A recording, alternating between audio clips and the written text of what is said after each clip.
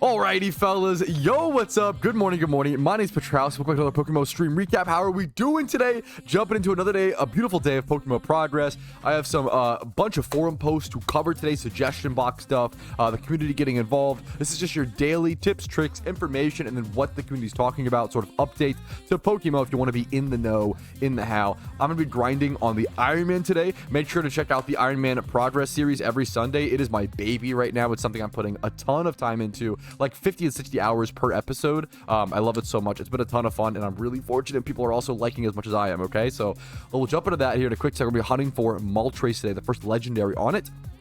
Now, someone asked a quick question that I want to address. Someone said, is it true that you can't get shinies until you beat the Elite Four, or is that cap? That is cap, as the youngins say. There's like 10% truth to that, because there is something in PokeMMO called Shiny Lock, okay? However, there's also something called Shiny Lock fear-mongering, and unfortunately, the latter is the greater problem, okay? Shiny Lock is an automated anti-bot system that exists, where if you run back and forth on the same route in your first storyline without making any storyline progress for multiple dozens of hours, it like, as someone who has most likely been Shiny Locked, probably one of the few people who has been, it takes, like, I think I sat on Route 1 for 48 hours before I was, like, pretty locked, right? That's, it's something that, it's an anti-bot measure that is used to prevent bots from being able to crit accounts, run back and forth till they get a shiny, and then sell it for profit, and then RMT that profit, right? It's an anti-bot measure. The problem is a lot of people hear that exists and think it's going to happen to them 100%, which is really unlikely. Now, if you're scared about or you're worried about being shiny locked, which I understand the paranoia, it's very human, I get it, right? As long as you have 8 gym badges in one region, it is impossible to be shiny locked. Literally not possible.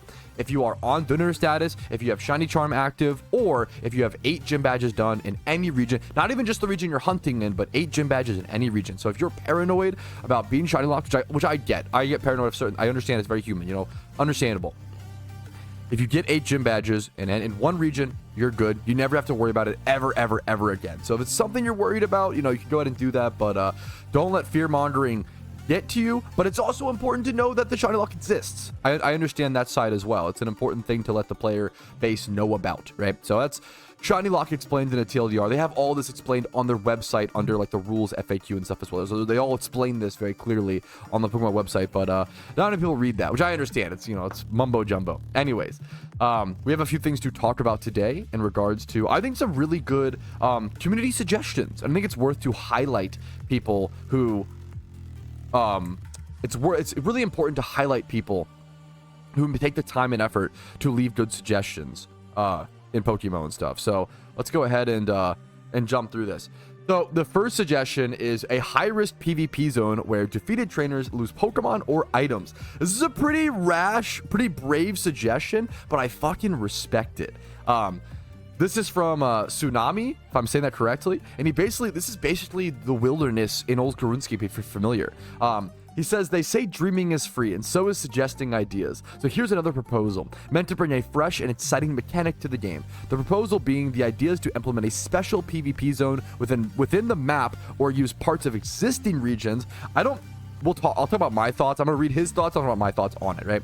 Where player versus player combat is free and unavoidable. No option to decline battles. The key feature, let me scroll up, sorry, excuse me, of these zones would be high risk. If a player is defeated, they could lose parts of their belongings. This could range from items in their bag for the boldest players, and even Pokemon from their active team. There are many ways to balance this, such as limiting it to certain levels or allowing a recovery system if the items aren't claimed, yada yada yada. The goal, a system like this could truly refresh the gameplay. That is super true, giving new life to regions that currently serve as only storyline entry points or farming spots. Now, we'll get to why I disagree with this so much. Many parts of the map feel empty, and adding high-risk PvP turn them into high-stake zones. I just really disagree with many of the parts of the map feel empty. That's something, as someone who, I'm like play my Iron Man or play my main account, I go to everywhere. I go to every region almost every day in PokeMMO, and I go to different spots constantly. I'm constantly going to different locations. I think the way you would do this The way you would implement this is not by splitting an existing region. What you would do is you would create a new area that you could like teleport to or travel to in PokeMMO that would just be the wilderness, very similar to RuneScape, right? Hilariously, PokeForce is actually already doing something like this. PokeForce has already talked about creating a wilderness in PokeMMO, and I think that, or PokeForce, sorry, excuse me, and that really fits their game a lot more than PokeMMO. It's really unlikely we ever see something like this in PokeMMO, but it's a cool idea, and I think it's worth talking about. I don't know if it's pragmatic for PokeMMO, but this is something that PokeForce has discussed in depth, and it's something they really, really want to do. The way you usually do this in MMOs, like RuneScape or like other, you know, with PvP zones, usually you end up putting the best resources there, the best farming materials. Things like Black Chinchampas in old school RuneScape, things like the Wildy bosses, like you put really like the best money making methods there, like by far, and then it's kind of like a high risk, high reward situation. So right now the average money making method in PokeMMO is like what? 300k Pokeyen per hour. What you would do is you could put like a farming method in the wilderness that makes like 5 to 600k per hour consistently, but you don't actually end up getting that amount because you get PvP'd or you get PK'd or whatever it is, right? Or if you're really, really good, you still get like a decent amount, and you might even get more profit per hour if you beat those other players in fights. So there's like a lot of skill. It's a very high skill and a very skill-based thing, and not everybody wants to deal with that, which is totally fair. How many times, I'd say most days, 95% of days I log into PokeMMO, I don't want to worry about going into a wilderness zone or PvP in. So what you would do is you would just ignore that zone, and you would let the players who want that exciting wild PvP enjoy that zone, and you would just do your own thing. Now that's not a totality argument against it. You have to factor in balance. Just because you don't want to engage with the zone doesn't mean you shouldn't have an opinion, for example. It's a very interesting thing that has there's a lot of layers and a lot of things to talk about on it, in my opinion. People in chat, that's just stupid. I think it's really important to engage with something and to have productive discussion, which is why I like to highlight these forum posts. This person put a lot of effort and a lot of time and care into this post and presented a really good idea. And when you reply with, that's just stupid, I don't think it's a very good response on your end. I don't think you're trying hard enough to make the game better, and I don't appreciate that. I think it's important to call that kind of stuff out. So I think it's a cool idea. I don't know if it'll work in PokeMMO. I don't know if it's something I would be in favor of, depending on how I'd have to see, like, depending on how it's all done and stuff. Yeah, here's the respectfully, that's stupid. There you go. Much better, Twitch chat. Thank you. I think it's a really cool idea. I think it's interesting. I don't know if it's pragmatic. I don't know if I'd want it, but I respect the person for taking the time to come up with it. And I think there's a way where it's implemented in a cool way. I don't know if splitting the regions is it by any means. Next up, let's go to the next thing. If that's not your cup of tea, that's totally okay. This is the suggestion box. It's here for discussion. It's here to be opposed. It's here to be supported. That's the whole point of this, to rile up some discussion, right? This is a really cool one from Willy66. Allow players to be interactable from the whisper pop-out window. I've talked about this. There's not a big reason to use the whisper pop-out window in PokeMMO. Let me actually show people. A lot of people don't even know it exists. There's not a big reason to use it 99% of the time. Thankfully, Jaco is right next to me, perfect timing, so I can use him as an example. You can right-click him, open whisper window, and it pops out this like fleshed out whisper. You can like use it. It's honestly really good on stream or like for like content. It's a lot of fun. It's a really cool way to show visuals of like dialogue happening. I can say, yo, smiley face, right? Like it's a really beautiful visual. But if you're playing the game fast paced, you're not going to take the time to do that. It's just another clutter on screen. There's not really a efficiency benefit to doing that. So most people don't, right? So what if we took this cool mechanic and like added a little something to it? The little thing being able to right click that person, give me a heart emoji, being able to right click that person's name on the trade window and trade them or duel them or join them or invite them to a link, like interact with them from afar. I really do like that you're encouraged to get close together in PokeMMO, to battle someone, to trade, etc., etc. I think there's something interesting that could be done with the whisper window screen. Now, off the top of my head, I'm just realizing this now. One of the main problems that I could see happening, but I think to be fair, they changed eggs. They changed the way that breeding and they changed the way that fossils work.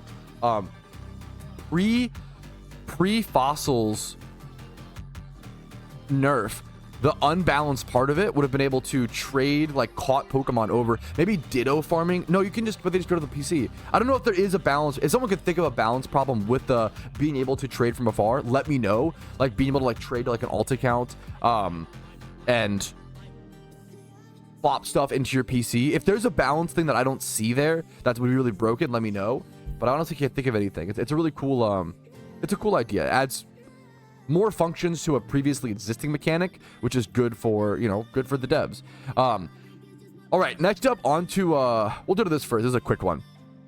Buff max repeat ball catch rate multiplier from Xanarchy. I just agree with this. The repeat ball is probably the weakest ball in PokeMMO now, which is crazy because if you've been playing the game for a while, 4 years ago, it was the best ball in PokeMMO by far. It was, oh, what ball should I use in what fight? Oh, use repeat ball always, right? It was so broken.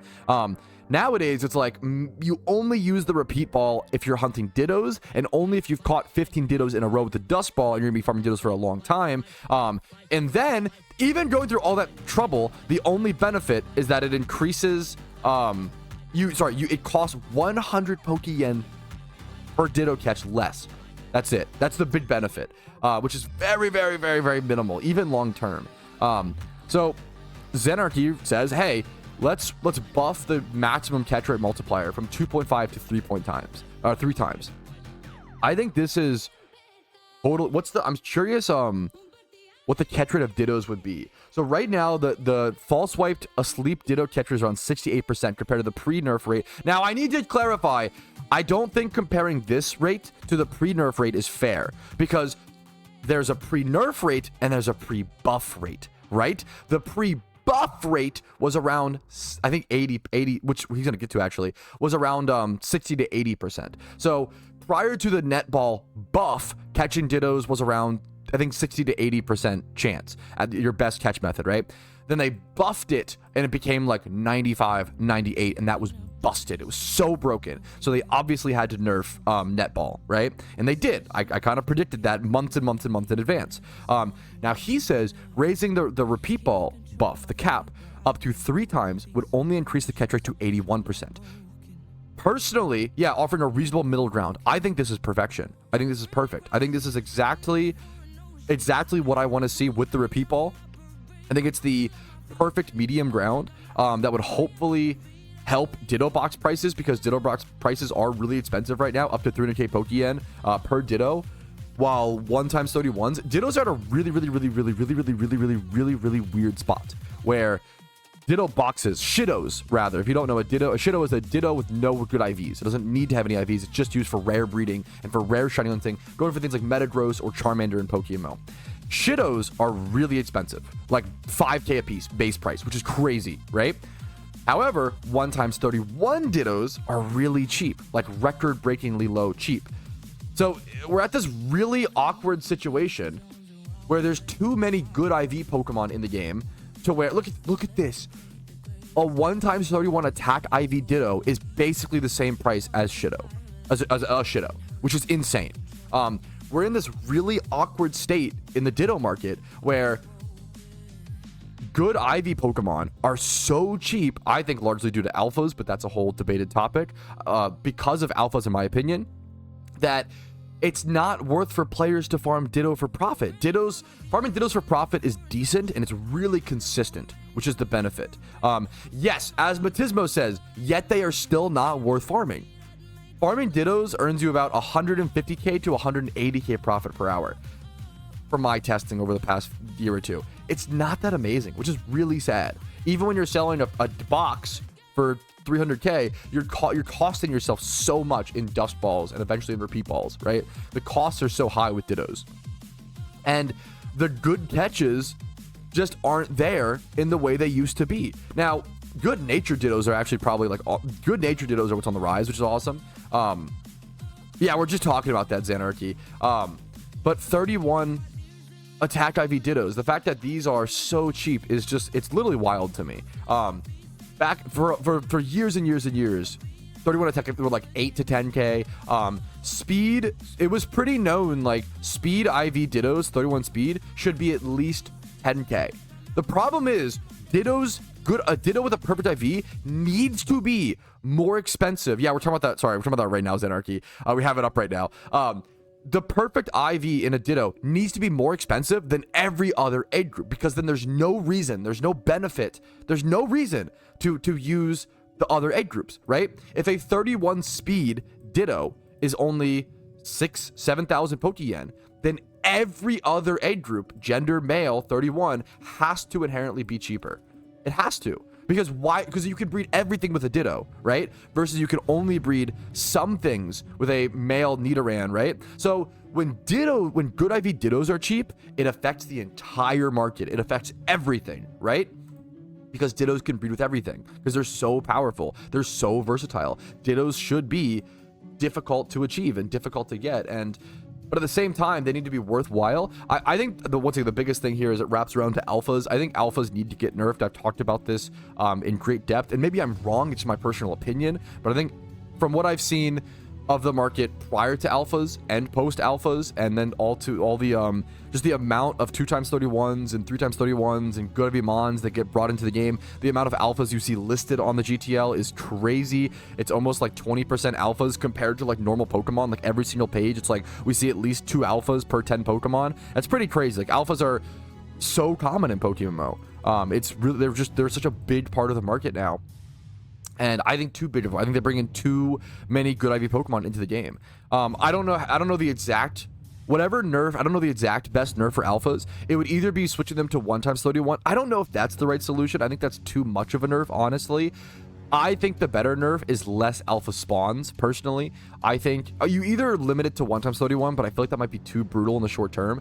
I would rather see alphas spawn once per IRL day. Right now, they spawn once per in-game day. That's like 3 to 4 spawns every 24 hours. 3 to 4 spawns per day, right? I think cutting it down to 1 alpha spawn per IRL day is better. Yes, you would get less chances at those catches. Like if the one spawn is at 4 a.m. and I'm asleep, I'm sorry, that it sucks. Like that's how it goes, you know? I'm sorry, but I think that's okay. I think it's important. I think it's totally okay, and it's important to have it so that players miss out on that sometimes. Because it's got to help the market. It's just too brutal. Better listing fee. The problem isn't the Pokeyen, though. It's not an inflation problem. It's a deflation problem. The problem is that there's too many good IV Pokemon in the game. That's my opinion. That's my thoughts. So let's go ahead and go back to it. So I think buffing the repeat ball here is a good thing. I do worry. I want to also see alphas nerf, but that's a different problem that I've talked about forever. But I would be cool to see the repeat ball buff to 81% for sure. People are asking no catch event. I don't have access to the region today. Okay, moving on. It's a long intro, but there's a lot of cool stuff to talk about. So this is from GB Weed, who is a PokeMMO legend. He's been in the game forever. He's been here for so freaking long. He's been so involved in the PvP scene for forever. It's like since I've been playing since 2013, I've seen his name around forever. Okay. And he asks, he wants to see player-hosted automated gimmick tournaments. What happened to official gimmick tournaments like Little Cup, Monotype, Metronome, Level 100, 44, 1v1, etc.? We used to have so many of these tournaments in the past, and these days we're lucky if we get one per year. I know players used to be able to host automated tournaments, but we never see those nowadays. Is this still possible? And if so, could staff please consider the following? Allowing players to customize the rules of the tournaments themselves in order to let them host gimmick tournaments. As players, we used to only be able to host automated tournaments in official formats, OUU and U doubles. Make the tournament creation process easier or simpler. As an active player in-game and on the forums, I honestly have no clue how to even host these tournaments. I don't know how that works. I have no idea. He also brings up, like, with the BGC replacing doubles as an official format, I'm sure some players, not me, but will be interested in hosting the old school style of doubles. He basically is like, what happened to untiered tournaments? What happened to Little Cup was a really popular one. Monotype, right? And I super agree with him.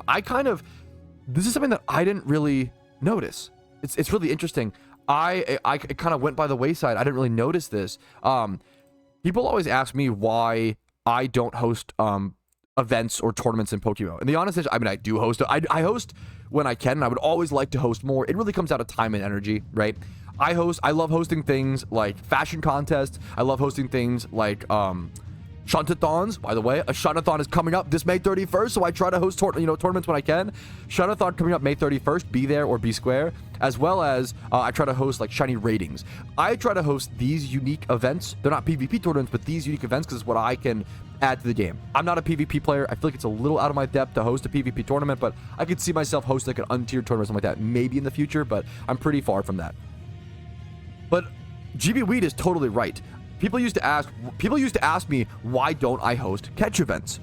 And my answer used to always be, there's so many community catch events. Why do I just add to the pile, right? Like, what's the point? What's the benefit, right? I'd rather spend my time and energy making videos or making content in a way that only I can versus making a 50th catch event when they already host 3 catch events a week officially. And then there was usually like 2 more unofficials.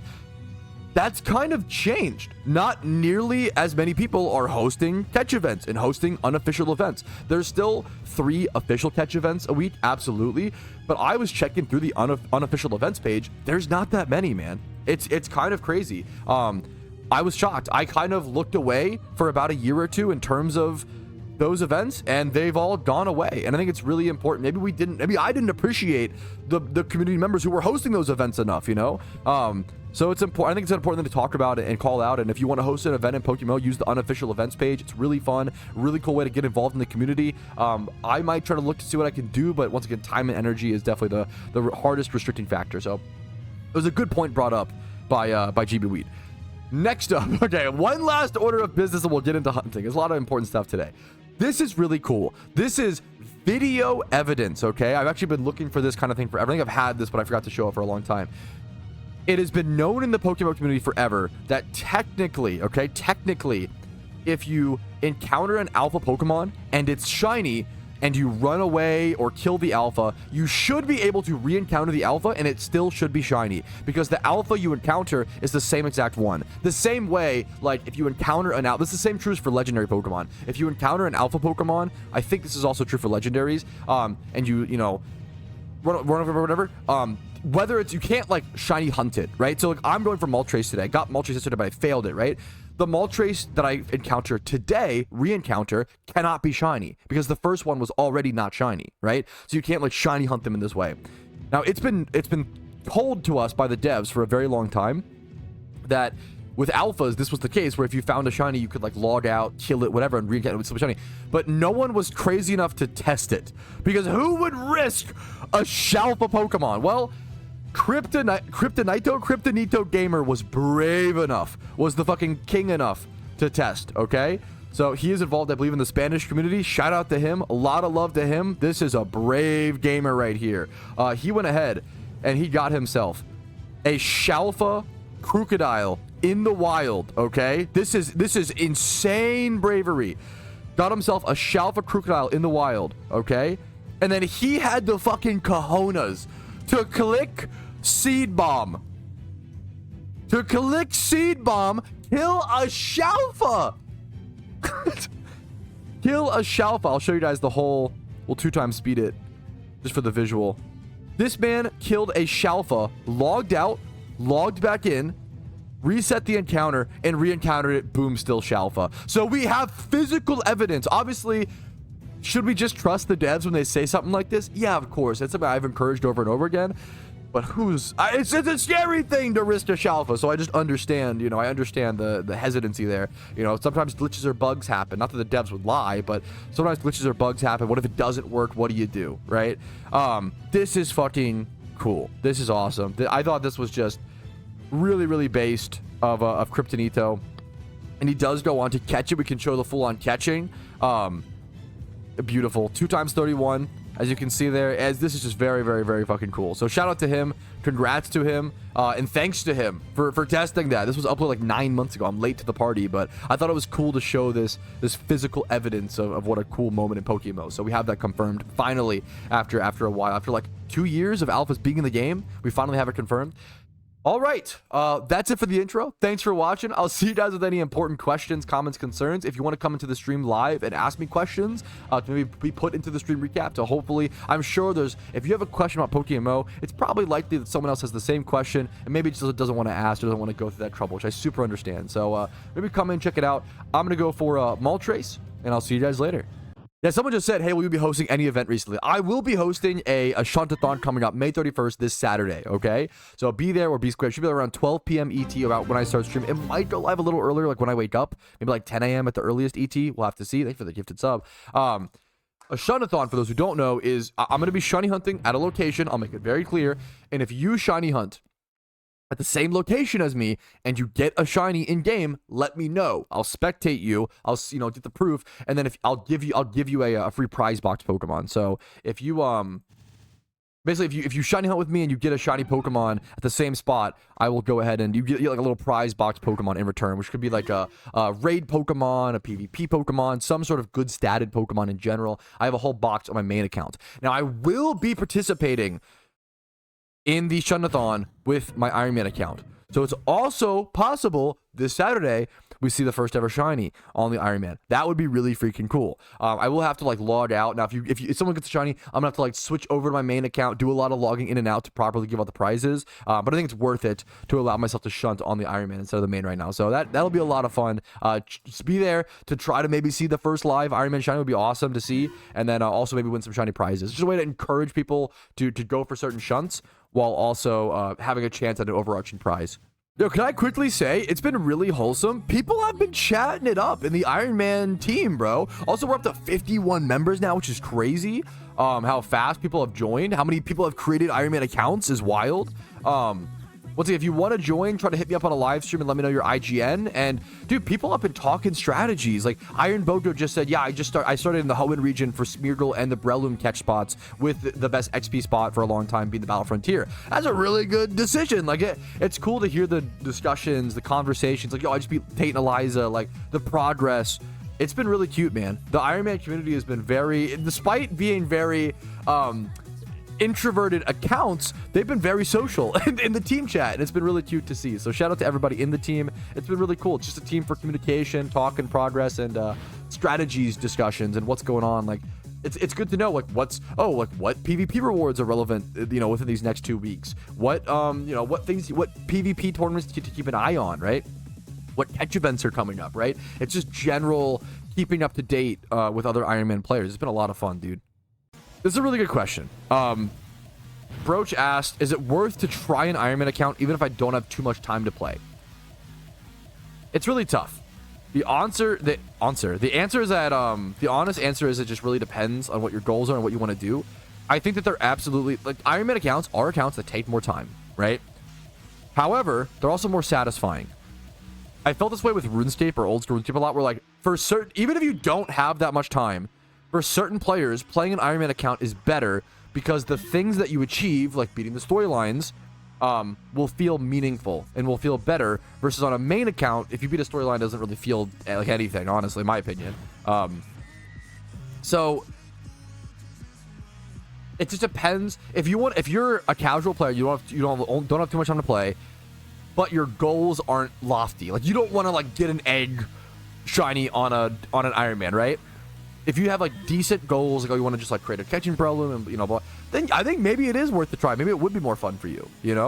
It really depends. You have to really just try it to see, and watch other people play their accounts and see if that process seems fun to you. There is a lot. An Iron Man account is a lot of, I want to do thing A, but before I can do thing A, I have to do thing B. But also I have to do things C and D and E and F. It's a lot of like, oh, to do this one thing, I have to do 5 other sub things to unlock the ability to do this thing. And that is really fun and satisfying for some people, but also for some, it's very tedious, very overexhausting, and just disincentivizes them playing the game the way they want to. So you got to find what's best for you. It's a boring answer. It's just tough. It's going to be different per person. Here, I've noticed while I'm live, I'm getting a lot of questions like, why haven't you done all the regions, Patrouski? Why haven't you gotten the catching Breloom? Why haven't you done this, Patrouski? And the honest answer is, there's only so much time and energy, guys. I'm playing this account 10 hours a day. I can only get to stuff so fast. The real answer is why I haven't gone for something like a catching Breloom yet is because, well, first things first, I had to get a catching Smeargle, right? The catching Smeargle itself took a full day to get one, to XP train, to EV train, to level up, right? We got to keep in mind, I've only been on this account for 14 days, 15 days, a little over 2 weeks, right? I've done a lot of things, right? Things just take time and energy, right?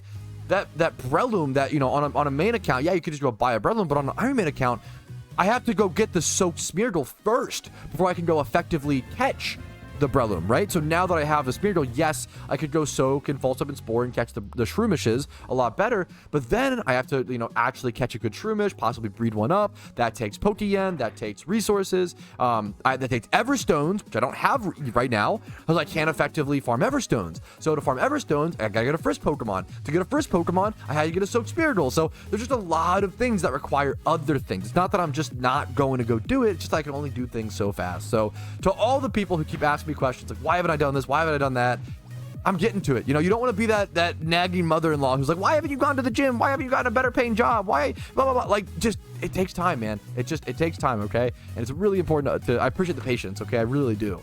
I show all my progress in all my videos and stuff like that, right? So if you want to see why I haven't done something, just watch all the videos and see what I've been spending my time on, right? Breloom is a big one. Breloom on my list of goals. Breloom is also one of the slowest Pokemon to XP train in all of PokeMMO. Breloom takes, I believe, 1.6 million XP to reach level 100 versus 800k for Smeargle. So it's literally double the time it takes to get a level 100 Breloom versus Smeargle. So a lot of things to factor in there. Things just take time on an Iron Man account. That's the reality of it. I appreciate your patience, appreciate your understanding through all the different trials and tribulations, through each goal individually. If you had enough yen and wanted to be evil, do you think it would be more evil to buy all the 2012 Pokemon or starter alpha Pokemon and breed them together? The fact that you're having this thought tells me that is heinous. Oh my goodness. Could you imagine? That is fucked up. I think alpha starters might be the worst one. There's less of them. Like, dude, look how many alpha Charmanders there are on the market. Like, I think there's less alpha Kanto starters than 2012 Pokemon. That is absolute evil. What you would do is you would have to buy you would buy like this alpha Charizard for 13 mil, buy this one that's male and breed them together and just lose 13 million Pokeyen, but at the cost of deleting them from the game, which I guess could be a benefit to you if you're really stocked up on them, but like, that is pure evil. That is actually insane. I don't want to think about that. That is a crazy craziness. Yeah, try to corner the market. I don't think anyone's crazy enough to try to do that because it's just too insane. It's a wild thought, dude. Okay, that's revolting. Someone said what? That is so fucked up. Someone said, what if you bought a 2012 Charmander or Charizard and then bred that with a female alpha Char? That is revolting. I don't want to think about it. What is wrong with you, chat? That's so fucked up. That is actually, like, you're destroying his. This is the equivalent of if you like took the Hope Diamond and like threw it through the Mona Lisa. Like, you're like destroying history, like for the sake of chaos. Unhinged behavior. This has to be a joke sentence, right? I actually can't believe, dude, PokeMMO is in its loan shark era, and I can't believe it. There was a forum post recently, I'm repeating for stream recap. There was a forum post recently where somebody was like, yo, well, I'm getting a loan from a friend. Will I get banned for RMT if I'm getting a loan in PokeMMO? And the dev staff member, I guess, straight up said, like, no, don't worry. We handle this all the time. Loans are actually very common in PokeMMO. I'm losing my... I said 2 years ago, if loan sharks become a thing, I'm going to crash out. It's actually crazy. Someone in chat just said one of my friends rented a ghost costume for a month. Rented it for what? To flex? We're cooked. We're actually, what are we? This is the same as like paying for your DoorDash via 4 payments with Klarna. But we're doing it in a video game, which is somehow worse. That's actually unbelievable. That's so crazy. 10% interest per week. People, dude, I feel like new players are gonna get fucking loan sharks. They're gonna fall into so much PokeMMO debt. They're not gonna be able to climb out, bro. This is fucking, holy shit, dude. We're squid gaming ourselves in fucking PokeMMO, dude. It's cooked. That's actually a great question I haven't really talked about nearly enough. If I were to make an Iron Man account, would you recommend making an entirely new login, or just make it as my third character on the current login because there's a no conflict of interest with the shared account box? Yes, I would make a whole new login. I think just because you might get accused of cheating more, or there's more temptation to cheat, or there's more possibility to cheat if you have a shared account box with other characters. Also, you get less benefit. You want your account box empty. Plus your donator status from your main would also transfer over. True. You want your account box to be empty on your Iron Man, so you can actually use it as a box. So yeah, I would definitely, it's a great question. You definitely want an Iron Man account to be the only character on a login, ideally. So I would create a new login for sure. Great question. Custom encounter counters could bring in a lot of money for PokeMMO if the devs implemented an official counter with the possibility to buy decorations for it. You're a fucking salesman. Or like, I shouldn't be giving them any ideas. It should just be a client function. But imagine if you had to buy an item, like an RP item, that was an encounter counter. I don't tell the devs that. Don't give them that idea. It probably should just be a free, client function. But if it gets them to developing it faster, that's fucked up. No way Pat just put that into the universe. I'm sorry. I want an in-game encounter counter. Okay, since I said that, this is my promise to you guys. If they implement an RP encounter counter item, I will give away a handful of them, because if that becomes a thing and I am somewhat responsible, I will give some away on stream. Okay, that's my promise to you, because I'd want as many people to have them as possible. Yeah, go ahead and clip it. I will give like at least 5. I don't know how much they'll cost. I'll give some away if they make them. That would be too silly willy. Dude, something kind of under talked about. This is brought up because someone like maybe asked me to price check an Ampharos. It was an Ampharos with like 3 different particle effects. I think it's not talked about enough. Usually when I price check a Pokemon with a particle effects are weird because not everybody wants them. Like if it's a base Pokemon with a particle effect, you're just using it as a breeder. Sure, price check it like as follows. So like, what's the cheapest? Like we were just looking at the like Kanto Friends, for example. What's the cheapest one? You would just price check it as the egg group or gender and yada species, yada yada, right? But something not talked about enough is that raid Pokemon with particle effects, I think, should be more valued, because people are willing to pay more to flex a particle in front of others, right? When you have like a Ampharos, like Ampharos being a raid Pokemon, right? If you have a raid Ampharos and it has particle effect, I think it's worth more because you're flexing it to 3 other people in the raid every time you do a raid, right? That's even more valuable to me than like a Payday pickup Meowth having a particle effect, because you're the only one who ever's going to see that, which obviously that still is valuable and stuff, but I think it's cool to factor in. Usually when price checking a particle Pokemon, I include about 50% of the particle's value. The one we just went over was an Eerie Howl, for example, particle effect. We can actually go to the GTL and look up Eerie Howl. This is a perfect representation, actually. So an Eerie Howl Pokemon, a Pokemon with the species with the particle on it, is 215k or so. But an Eerie Howl particle effect, right, is around 580 to 600k. That's really close to my rule. It's about 40% or so, but it's very close to my exact rule that I use. Whereas if you're selling a Pokemon with the particle effect, I calculate about 50% of the value of the particle itself. It still is.